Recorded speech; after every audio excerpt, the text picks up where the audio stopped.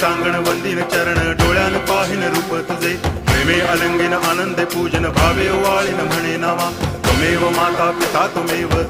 बंधुश्च सखा त्वमेव विद्या करुणं त्वमेव सर्वं मम देव कायेन वाचा मनसेन्द्रियैर्वा बुद्ध्यात्मना वा प्रकृति स्वभावात् करोमि यद्यत् सकलं परस्मै नारायणायति समर्पयामि अच्युतं केशवं रामनारायणं कृष्णदामोदरं वासुदेवं हरि गिरिधरं माधवं गोपिकावल्लभं जानकीनायकं रामचन्द्रं भजे हरे राम राम